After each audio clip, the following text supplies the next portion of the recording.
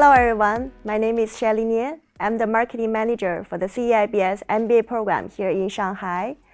Today I'm very happy to join in the conversation with Professor Shameen Prashantham, who was recently appointed as Associate Dean and MBA Director here at CEIBS. Welcome, Professor. Thank you, Shelley. How has your first month been with the MBA program? Very busy. Many more meetings than I normally have. And of course, it's been a historic start to the MBA program with a Twin City arrangement whereby several of our students are here in China, in the Shanghai campus, but international students who are not able to travel into China have now come together at our Zurich campus. And so this is an exciting time. It's also challenging. The teams both at Shanghai and Zurich are working very hard. And the students, of course, are having to deal with something very new. So you have students sitting in Shanghai where half of their professors are actually teaching them from Zurich online and the other way around. And so far, I think everyone has shown a very positive attitude and been cooperative. So you had a very different introduction to the program compared to your predecessors. That's right. And what we're all working very hard towards is ensuring that this is a temporary arrangement. The intention very much is that the students from Zurich will join us in Shanghai as soon as is feasible. The students have shown great resilience, and we're very fortunate because many business schools around the world in these very challenging times have not been able to get as many international students as they normally would. Here at CEIBS, my predecessors and the school leadership took very bold, creative action to try and get this Twin City arrangement to work. And I think a year and a half down the road, when the students graduate, they will look back with great pride at what they've been able to achieve, and we will all be very pleased that we were still able to have a significant international component in the class. Next year, you will be celebrating your 10th anniversary in China. So for those who are not familiar with your CEIBS story and your journey to China, could you share something? So I'm a professor of international business and strategy, and I remember the first class I ever taught after having finished my PhD and postdoctoral research was at Glasgow University, and I walk into this classroom of about 100 master's students, and I kid you not, about 85 of them were Chinese. And I thought, wow, am I in Glasgow or in Guangzhou, you know? It became very apparent very quickly that I would stand in front of a class and wax eloquent about the importance of emerging markets. But I really didn't know a lot about China. I was increasingly interested to learn more about China. In fact, the first doctoral student I accepted at Glasgow University was focusing on China. It was a China-related study. And then very unexpectedly, I heard about the University of Nottingham having appointed a new dean for their Ningbo campus, someone I just met at a conference. So by now, this is 2010. And he was advertising for new faculty, and so I sent him this one-sentence email. I said, I know nothing about China, can I apply? And he said, well, I know you do a lot of work on Indian companies and you know about emerging markets, and so I ended up being his first hire. So I arrived in China in 2011 with a 4-year-old, a 1-year-old, and my wife. And here we are now. As you say, next year we'll be completing 10 years. So, Professor, as the MBA Director, what's your vision for the MBA program? Being in a position of leadership with this MBA program, which is highly ranked, has this very unique international feel, but a strong rooting in China, I think there's a lot to build on in terms of what has already been done. There are a lot of strengths of the program. We are very fortunate that we're attracting very good students. The MBA team have excellent people, and so, it's a very strong position to be working off. So I'm very fortunate in that sense. In terms of how we can take things even further would be to think about the third aspect of the CEIBS motto, which we already do a lot about, which is around having responsible leaders. So the CEIBS motto is to develop responsible leaders who are well versed in China depth, global breadth. And we already do a lot. The school as a whole has a strong emphasis on sustainability now. And so it seems only sensible to build on that in terms of the MBA program itself. Now, we already have a very active sustainability club. We have a core course on business and society. So I think building on all of this, I think one of the ways in which, a practical way in which we can help our students to think about this even more is to encourage them to think very explicitly and consciously about the Sustainable Development Goals. In September 2015, the United Nations adopted 17 Sustainable Development Goals as the world's agenda for 15 years following, so from 2015 to 2030.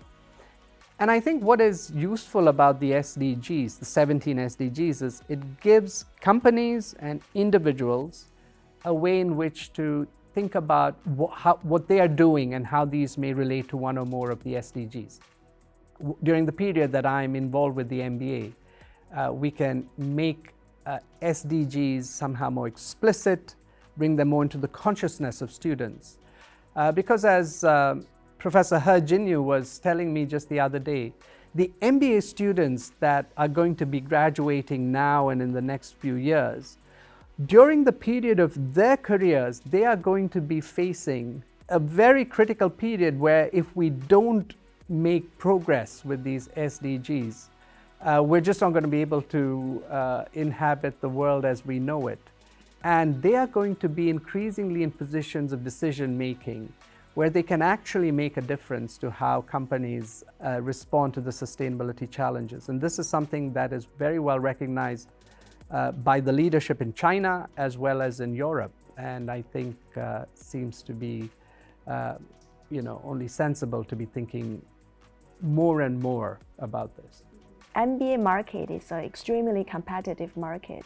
So as a leading faculty from the school, what are some of the unique value proposition of the CEIBS MBA program? The unique selling proposition of CEIBS in general, in a word, is China. The school has grown with the Chinese economy. It has made its mark on society by contributing managerial talent to China. I have done numerous interviews with students when they apply for our MBA program. And many of them will say, when we think about some leading business schools in the US, for instance, we associate this business school as being very strong in marketing. We associate this school with finance, this other school with hospitality. What is your key strength? And I think it's very apparent. For CEIBS, it is China. CEIBS is a top-ranked business school with a top-ranked MBA program. But what is distinctive about what we have is China. And so this is a school where if you are interested in a career where mainland China is somehow relevant, either you want to work here, you want to work for a Chinese company overseas, or somehow China is going to play an important role in your career, that's the kind of person that we're able to add value to. I think that's how it has been really all these years. And I think that's how it's going to continue to be. And the importance of the Chinese economy is only going to get bigger, I think this was always going to be the case, but now with the pandemic as well, currently China being the only major economy with non-negative growth and so on, CEIBS has this very important role to play, and the CEIBS MBA is particularly well placed for young professionals interested in a business career which is highly relevant, where China is highly relevant to them and their interests are highly relevant to China. So in our opening ceremony, your message to our new students was very clear: be proactive. Could you share with us some examples of your former students who have reaped the rewards of your advice? There are many examples of that, both international as well as domestic students. And by the way, what I mean when I say be proactive is, a lot of people are attracted to CEIBS because of the very strong networks and other resources that are available. I would say that was true in my case as well, just coming here as a faculty member. So I think the principle is the same, whether you're a member of the faculty, member of the student body. So some students, when they do their integrated China strategy project, get this opportunity to work with the company on a real life problem. And so they end up essentially doing a consulting project for them. And it has some China angle, maybe a multinational company trying to find a new source of revenue streams within China, or a Chinese company trying to go abroad. This is increasingly something we're seeing. And the most proactive students I see are ones who then leverage that and go back to the company and say, well, is there an internship possibility that one or more of us can get out of this? And in some cases, this has turned into a job. In other cases, it's been more like people being involved in clubs and then finding ways to build on their network relationships that they have to then multiply this. So Carol Duan is a student that I interviewed. She's on the MBA 2021 and coming to the end of her studies. And she had this very unusual background. She used to work for a entity in Beijing that helps other social enterprises. And I was quite intrigued because it was so different from many others who have basically worked for a big four accounting company or some well-known multinational company. But it was very clear that she could see great value in studying at CEIBS and engaging with the business world, but with the view to having an impact in terms of sustainability, social impact, and so on. And so one of the things she did very quickly was to recognize the Sustainability Club as a way in which to further her desires and her ambitions. But it was actually a very competitive club. So it turned out that there were two teams that were vying for leadership. But one of the things she did very proactively was she and her colleagues who were running for the leadership ran a survey and asked the students, why are you interested to join? What is it you want? And used that knowledge to be able to pitch effectively to the club. But that was just the starting point. She then very quickly discovered that there were some professors here who had a strong interest in sustainability. One of them is Professor Lydia Price. And so she made a lunch appointment with Professor Lydia, and it turned out that Professor Lydia was anyway the faculty advisor to the club, and she was able to make a connection there and then use Professor Lydia's networks to bring in some interesting guest speakers.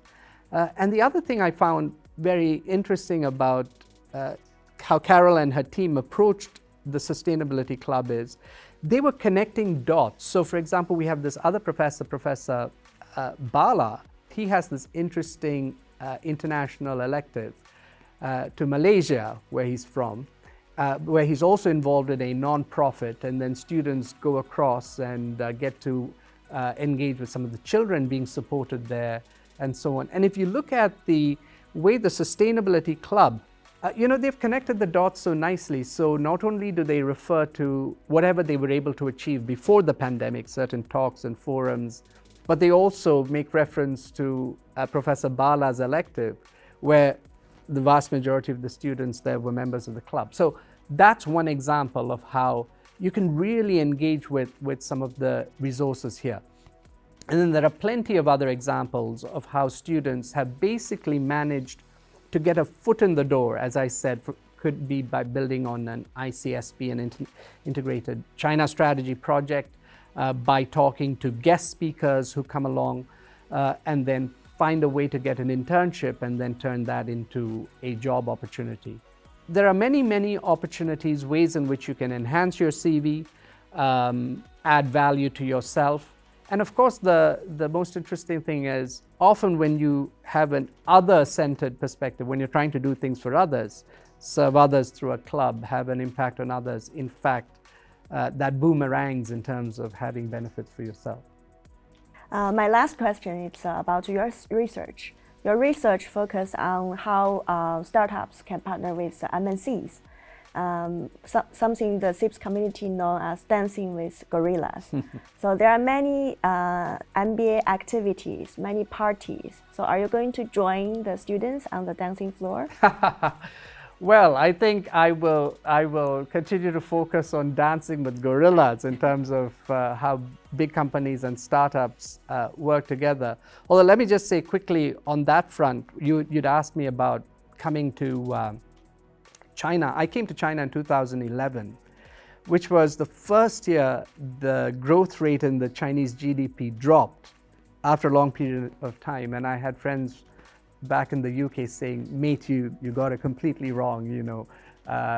But what we didn't know then, which we know now, was 2011 also happens to be the year that WeChat was introduced. And I was very fortunate to have a ringside view of the rise of the mobile internet in China. And as that has happened, there have been more and more opportunities for large corporations that have experienced disruption because of the rise of digital forces, seeing the benefit of engaging with local startups, and many Western multinationals increasingly recognizing that as the mobile internet economy in China has developed in a very exciting and distinct way, and in some ways now leading the world, they can actually get some novel ideas, access to novel ideas by working with startups in China. And I think that connection between what many Western multinationals are doing working with Chinese startups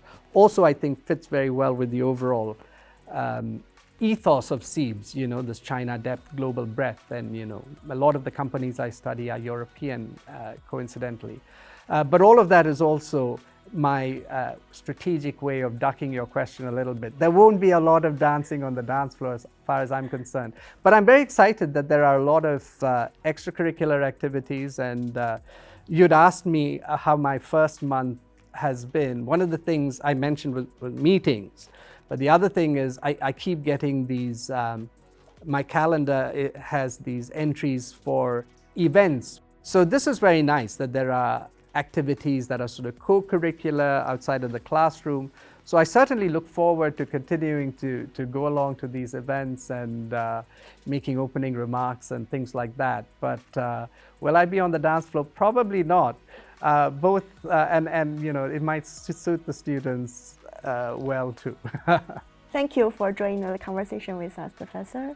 Thank you very much, Shelley. And yeah, this is just the start. These are not usual times, but I think we're very fortunate that we've been able to do what we have, which is have students across 2 campuses where we are still able to preserve the sort of international feel of the program. And I sincerely hope and pray it won't be long before we get the students back from Zurich, and we're all together here as a happy family. And I want to reiterate my gratitude to all my colleagues who have been working so hard in Shanghai, in Zurich. A lot of people have gone above and beyond to make something possible in these challenging times. And there's been also enormous support from the leadership, from the dean, and so on. Very, very unusual times, but we're off to a start, and hopefully we will continue to build on that. And I look forward to my tenure as MBA director. Thank you. Thank you.